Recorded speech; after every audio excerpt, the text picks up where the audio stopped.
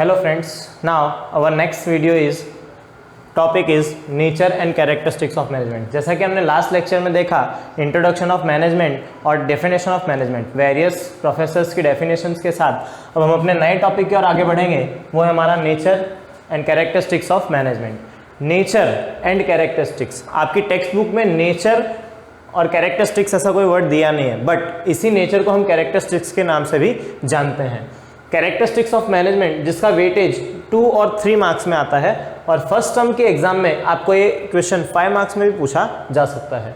2 marks के questions में आपको सिर्फ हेड पॉइंट्स ही देने हैं जो इसके कैरेक्टरिस्टिक्स हैं। टोटल हमारे इस टॉपिक में 7 कैरेक्टरिस्टिक्स हैं, जिसमें से 5 अभी मैंने लिखे हैं और 2 बाद में लिखेंगे। अब हम आगे बढ़ते हैं। इसमें 3 मार्क्स में अगर आपको आता है ये क्वेश्चन, तो इसमें आपको डिटेलिंग के साथ लिखना है। उसकी डिटेल्स में अभी कैसे लिखना है उसे मैं आपको कंटिन्यू समझाता हूँ।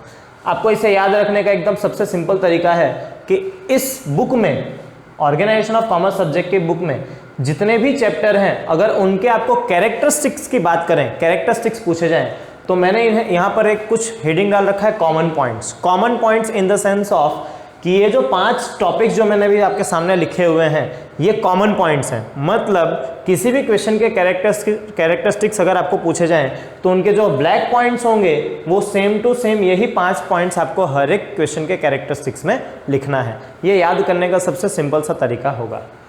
अब मैं क्वेश्चन की बात करूँ, क्वेश्चन आपको क्या पूछा जा सकता है? क्वेश्चन आपको पूछा जा सकता है what is management and explain it's characteristics, 3 marks के लिए, और state the characteristics of management, 2 marks के लिए। State the characteristics of management में सिर्फ आपको हेड पॉइंट्स ही लिखने होंगे। अब मैं आंसर की बात करूंगा, तो आप किस तरह से आंसर्स को डिफाइन करोगे। अगर आपको क्वेश्चन 2 मार्क्स में पूछा गया है, तो आपको और कुछ नहीं बताना है और केवल कैरेक्टरिस्टिक्स के हेड पॉइंट्स ही दे देने हैं। बट अगर आपको ये क्वेश्चन 3 या 5 मार्क्स में पूछा जाए, तो आपको सबसे पहले अगर 3 मार्क्स में पूछा है तो विदाउट एनी इंट्रोडक्शन डिफाइन करना है व्हाट इज मैनेजमेंट, जो कि हमने अपने पहले वीडियो में इसे सीख लिया है। फिर आपको हेडिंग डालनी है कैरेक्टरिस्टिक्स ऑफ मैनेजमेंट, फिर आपको ब्लैक पॉइंट्स की हेडिंग्स डालनी है, देन आपको उसे एक्सप्लेन करना है। और अगर यही क्वेश्चन अगर 5 मार्क्स में पूछा जाए, जैसे कि फर्स्ट टर्म में पूछा जा सकने वाला एक क्वेश्चन है, तो आपको सबसे पहले इंट्रोडक्शन ऑफ मैनेजमेंट देना है, जो कि मैंने अपने फर्स्ट वीडियो लेक्चर में आपको बताया था। सेकेंड, आपको मीनिंग लिखना है, यानी कि डेफिनेशन देना है। वेरियस प्रोफेसर्स की डेफिनेशंस आप यहाँ पे दे सकते हो, या फिर आपको जो डेफिनेशन सूटेबल लगे या याद रहे उस डेफिनेशन को आप दे सकते हो। देन कैरेक्टरिस्टिक्स की हेडिंग डालनी है, उसके ब्लैक पॉइंट्स लिखने हैं और उसका एक्सप्लेनेशन देना है, और लास्ट में कंक्लूजन लिखना है 5 मार्क्स के लिए। अब मैं आंसर के एक्सप्लेनेशन की ओर आगे बढ़ता हूं। तो सबसे पहले डेफिनेशन ऑफ मैनेजमेंट, जैसा कि मैंने अपने लास्ट वीडियो लेक्चर में 4 प्रोफेसर्स की डेफिनेशंस दी थी, उनमें से आप कोई भी एक प्रोफेसर की डेफिनेशन या अपने अकॉर्डिंगली कोई भी डेफिनेशन लिख सकते हो। कैरेक्टरिस्टिक्स और नेचर्स ऑफ मैनेजमेंट की मैं बात करूं, तो उसमें सबसे पहले पॉइंट्स में हमारा आता है यूनिवर्सल प्रोसेस। जैसा कि मैंने इसको बताया था पहले लेक्चर में भी, हमारे इस टॉपिक पर डिस्कशन हो चुका है, where is the management is important thing. Management is in everywhere, जहाँ भी ग्रुप एक्टिविटी हो, जहाँ भी मैन पावर हो, वहाँ पे मैनेजमेंट काम आता है। यूनिवर्सल प्रोसेस में ये क्वेश्चन, ये अलग से भी ऐसा क्वेश्चन पूछा जा सकता है 2 मार्क्स के लिए, सिर्फ और सिर्फ एज अ स्टेटमेंट के management is a universal process, explain this statement. तो इस क्वेश्चन को भी आपको इंपॉर्टेंस देना है और इसे ध्यान में रखना है। तो इसकी डिटेलिंग में आपको क्या लिखना है? Management is a everywhere, management हर जगह पर है, कहीं भी मैनेजमेंट के बिना कोई काम नहीं हो सकता। In education, in business units, in sports, even यहाँ पे जब हम खेलकूद की बात करें वहाँ पे भी मैनेजमेंट चाहिए। Politics, economics, religious and every field, जहाँ कहीं भी ग्रुप एक्टिविटी हो, ह्यूमन एक्टिविटी हो, वहाँ पे मैनेजमेंट की ज़रूरत पड़ती है। हमारा सेकेंड पॉइंट है the management is a goal oriented activity. Management एक ऐसी एक्टिविटी है जहाँ पे हमारा गोल, जो ऑब्जेक्टिव होता है, ऑब्जेक्टिव को ध्यान में रख करके हम वो सारी एक्टिविटी करते हैं, वो सारी एक्टिविटी मैनेजमेंट में आती है। इसलिए हम इसे कह सकते हैं management is a goal oriented activity. इसमें 1 मार्क्स के लिए आपको एक और क्वेश्चन निकलता है इस टॉपिक में से, that is a defining objective. What is defining objective? इसका आंसर्स भी आपको मिल जाएंगे। What is defining objective? Defining objective it means what the business unit wants to achieve at the end of the year is known as a defining objective. Goal oriented activity में हमें goals की बात करूं तो छोटे goals, उससे बड़े missions और सबसे मैक्सिमम विजन। गोल ओरिएंटेड एक्टिविटी। मैनेजमेंट जब कभी भी बिजनेस यूनिट्स के विजन पर ध्यान देता है। बिजनेस यूनिट्स के विजन की बात करूं, विजन का मतलब होता है कि आज से 10 साल 20 साल या very long term time period पे बिजनेस यूनिट कहां पर पहुंचना चाहता है, उसे हम कहते हैं विजन। उन्हें पूरा करने के लिए हम उससे कम टाइम पीरियड के मिशंस रेडी करते हैं और उन मिशंस को पूरा करने के लिए हम उससे भी कम टाइम में, यानी कि हम इसे डेली रूटीन बेसिस पर हम इसे ऐड कर सकते हैं, that is known as a goal. That why we can say that management is an goal oriented activity. The main objective of the business unit is profit gaining. किसी भी business unit का सबसे main motive होता है कि maximization of profit होना चाहिए। Third point में आता है कि continuous process. Management is a continuous process. Continuous process का मतलब होता है कि कोई भी एक्टिविटी जब एक बार स्टार्ट होती है तो उसे स्टार्ट होने के बाद वो कंटिन्यू चलती रहती है। मैनेजमेंट भी ऐसा ही है। जिस तरह से कोई भी बिजनेस यूनिट कि हम आज के दिन बिजनेस यूनिट अगर स्टार्ट करते हैं तो आज के दिन के बाद फिर कल बंद कर दें, परसों चालू करें, फिर वापस बंद करें, फिर चालू करें, ऐसा नहीं होता। बिजनेस एक्टिविटी की तरह ही मैनेजमेंट भी एक कंटिन्यूअस प्रोसेस है। उसमें मैंने एक प्रोसेस के थ्रू, एक आपको डायग्राम के थ्रू समझाना चाहता हूँ कि what is a continuous process. तो जैसा कि मैंने यहाँ पे डिफाइन किया कि first of all we have to defining the objective, कि बिजनेस यूनिट का ऑब्जेक्टिव क्या है।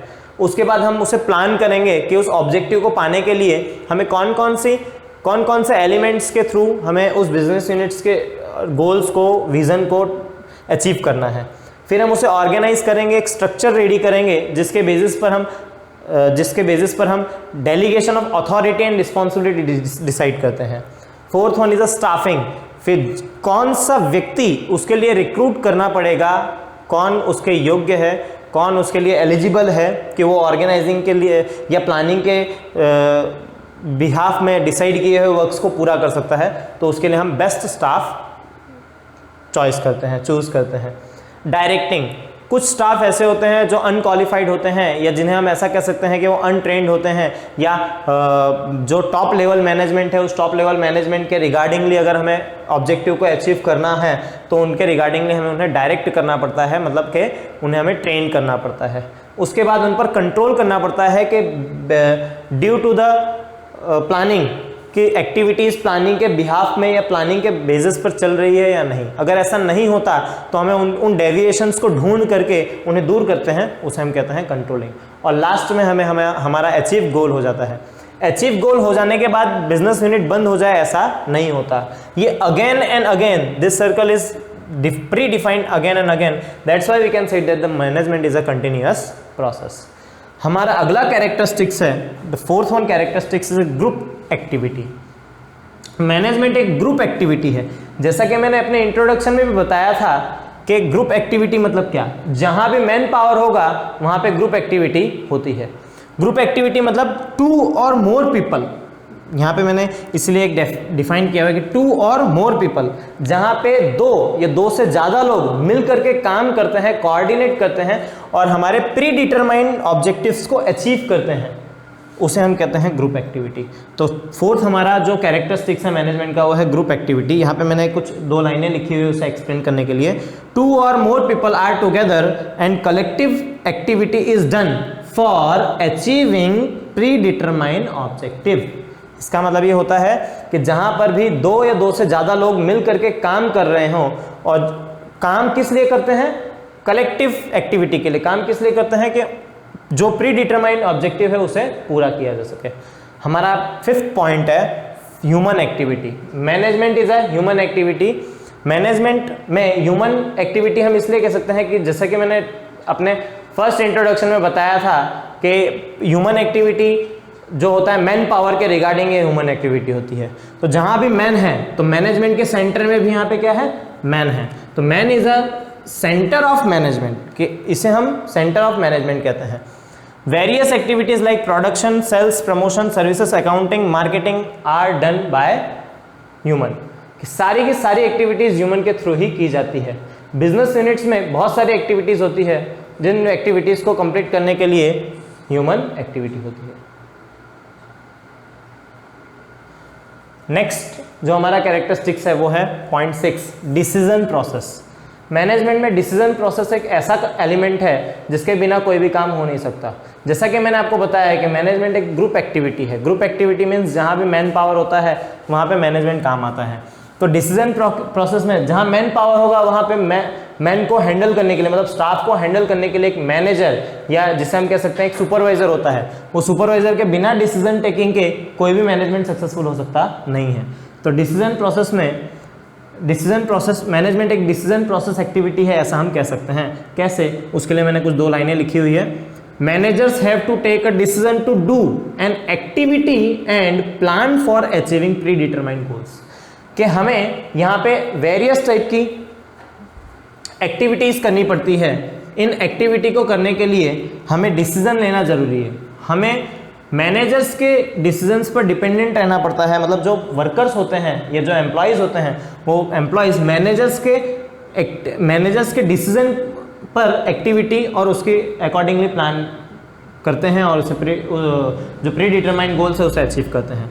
Without taking a decision no work can be done. कि जब तक मैनेजर अपना डिसीजन नहीं ले लेता तब तक वर्कर्स अपना कोई भी काम शुरू करते नहीं हैं। इसीलिए हम कह सकते हैं कि management is a decision process system. Last one characteristic is management as a science, as an art and it is a profession.